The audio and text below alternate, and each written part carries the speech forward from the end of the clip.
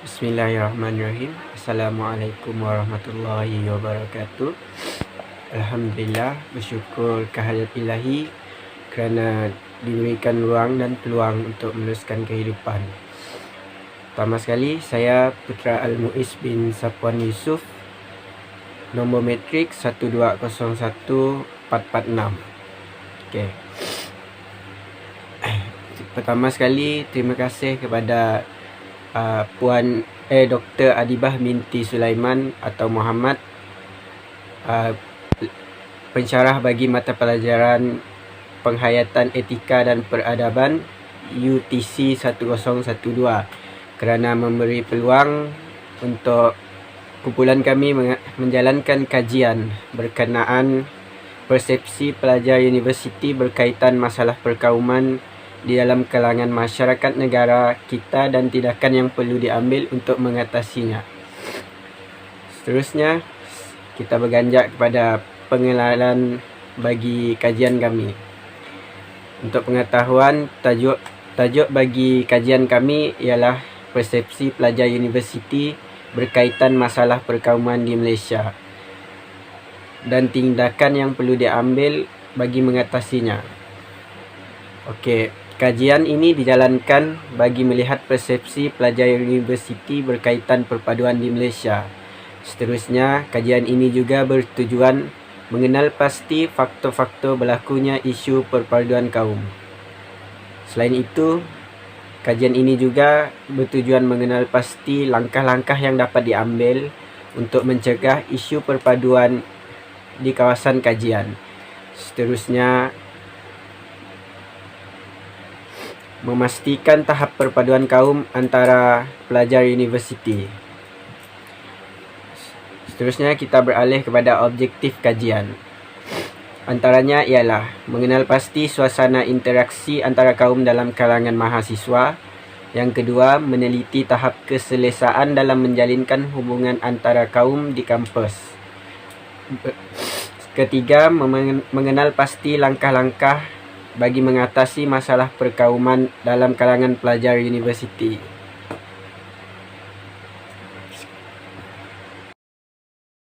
Bismillahirrahmanirrahim. Assalamualaikum warahmatullahi wabarakatuh. Nama saya Muhammad Imam Atiqullah bin Marhanuddin, nombor matrik 1201452. Permasalahan kajian. Yang pertama, sikap perkauman dalam kalangan masyarakat yang semakin menebal. Yang kedua, kurangnya kesefahaman dalam kalangan masyarakat. Dan yang ketiga adalah isu perpaduan yang semakin dipandang enteng oleh setengah masyarakat. Hal ini jelas seperti mana yang kita lihat pada mutaakhir ini, pelbagai isu perkauman telah dibangkitkan dalam kalangan masyarakat. Hal ini jelas bahawa sikap perkauman dalam kalangan masyarakat semakin membimbangkan, dan hal ini juga dilihat kerana kurangnya sikap prihatin ataupun ambil cakna dalam kalangan masyarakat terhadap kepentingan perpaduan dalam kalangan masyarakat. Skop kajian. Kajian ini melibatkan pelajar Universiti Sains Islam Malaysia USIM, mencari faktor-faktor dan punca-punca berlakunya isu perkauman dalam kalangan masyarakat. Bahan-bahan yang digunakan adalah seperti jurnal, buku, artikel dan melayari laman sesama internet. Terima kasih. Assalamualaikum warahmatullahi wabarakatuh. Nama saya Muhammad Rushdi bin Nur Sufian. Nombor matrik saya 1202857.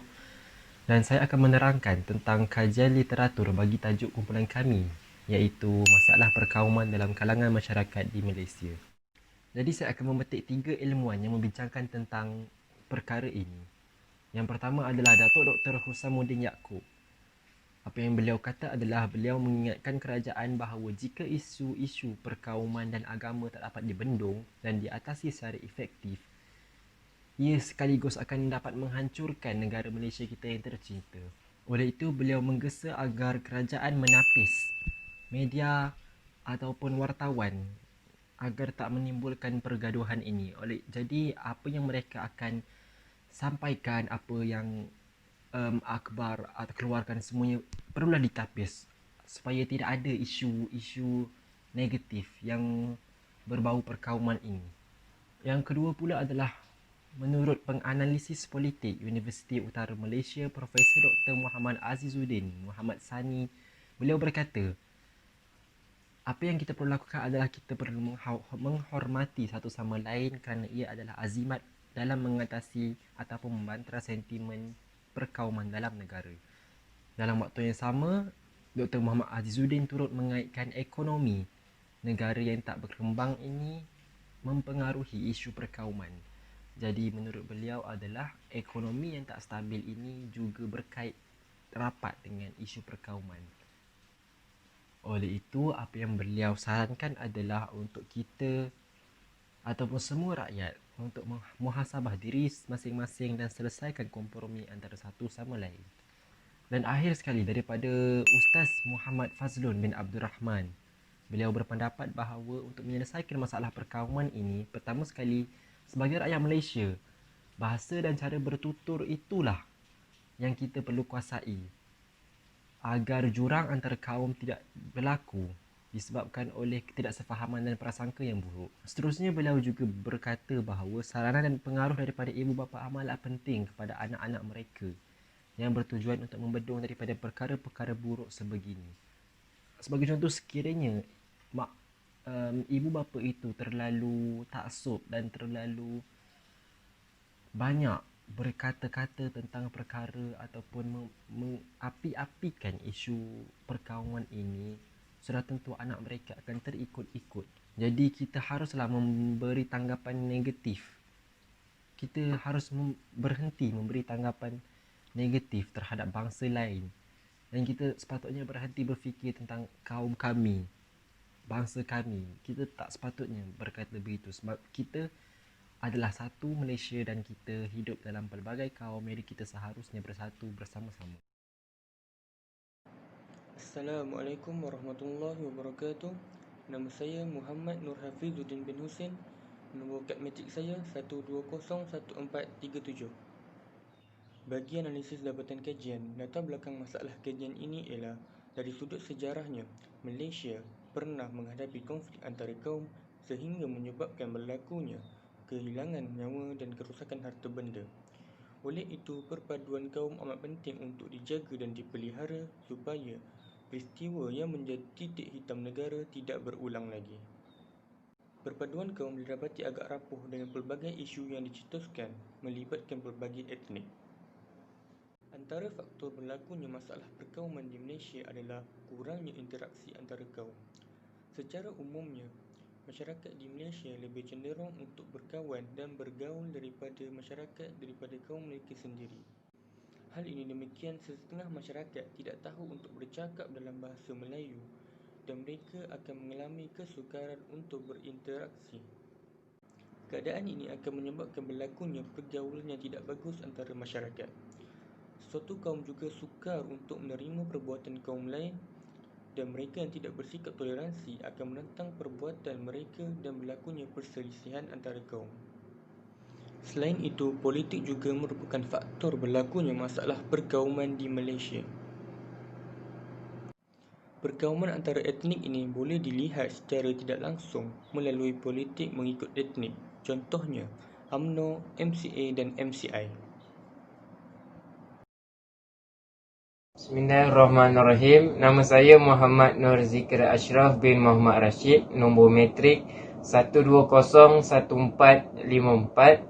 Jadi apa yang kami dapat simpulkan sepanjang assignment yang berkaitan dengan tajuk kami ini, secara kesimpulannya, setiap kaum di Malaysia sepatutnya mempunyai sikap toleransi dan juga sifat keterbukaan menerima kaum-kaum yang lain. Hal ini kerana apabila semua kaum bersatu padu dan juga bekerjasama, maka lahirlah sifat keharmonian dan juga keamanan di dalam negara kita, sekaligus menjadikan negara Malaysia menjadi sebuah negara yang aman, makmur dan juga harmoni. Sekian daripada saya. Terima kasih.